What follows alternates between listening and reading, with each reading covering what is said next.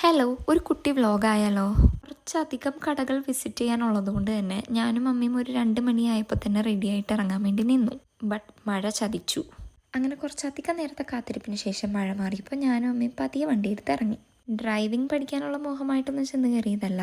Frame Aluva Binu driving സ്കൂളിൽ കൊടുത്താൽ മതിയെന്ന് കസ്റ്റമർ പ്രത്യേകം എടുത്ത് പറഞ്ഞിട്ടുണ്ടായിരുന്നു. അങ്ങനെ ഫ്രെയിം സേഫായിട്ട് അവിടെ എത്തിച്ചതിന് ശേഷം പിന്നെ നേരെ പോയത് ആലുവ പോപ്പീസ് ബേബി കെയറിലേക്കായിരുന്നു. മീമോൻ എടുത്തിട്ടുണ്ടായിരുന്ന ഒരു ഡ്രസ്സ് സൈസ് ഇഷ്യൂ കാരണം എക്സ്ചേഞ്ച് ചെയ്യാൻ വേണ്ടി പോയതായിരുന്നു കേട്ടോ. പിന്നെ അവൾക്കൊരു ടീത്തറും സിൽക്കൺ സ്പൂണും കൂടി നോക്കണമായിരുന്നു. അൺഫോർച്ചുനേറ്റ്ലി ഡ്രസ് എക്സ്ചേഞ്ചിങ് മാത്രം നടന്നുള്ളൂ. ബാക്കി 2 കാര്യങ്ങളും അവിടെ നിന്ന് കിട്ടിയില്ല.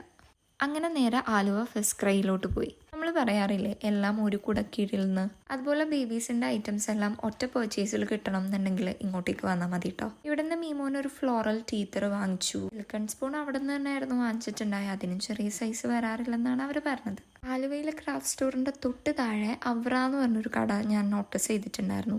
അപ്പോൾ എനിക്ക് പറ്റിയ വല്ല ടോപ്സൊക്കെ കിട്ടുമെന്ന് അറിയാൻ വേണ്ടിയിട്ട് ഫസ്റ്റ് ക്രൈയിൽ നിന്ന് നേരെ ഇറങ്ങി അങ്ങോട്ടേക്ക് പോയി. കളക്ഷൻസൊക്കെ അടിപൊളിയായിരുന്നു. ഇൻട്രസ്റ്റിംഗ് ആയിട്ടുള്ള ടോപ്സൊക്കെ അവൈലബിൾ ആയിരുന്നു. പക്ഷെ എല്ലാം ഫ്രീ സൈസ് ആയിരുന്നു. ഞാൻ കുറേയൊക്കെ ട്രൈ ചെയ്ത് നോക്കി.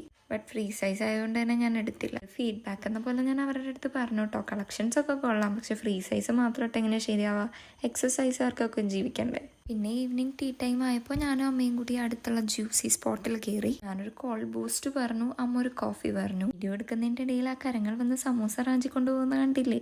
എന്തായാലും കോൾഡ് ബൂസ്റ്റ് കുടിച്ച് കഴിഞ്ഞാൽ തണുപ്പൊന്ന് മാറാൻ ഒരു കോഫിയും കൂടെ കുടിച്ച് ഫുഡിങ്ങിന് ഫുൾ സ്റ്റോപ്പ് ഇട്ടു. ഈ ഷോപ്പിനെ പറ്റി ഇനി എടുത്ത് പറയേണ്ട ആവശ്യമില്ലല്ലോ.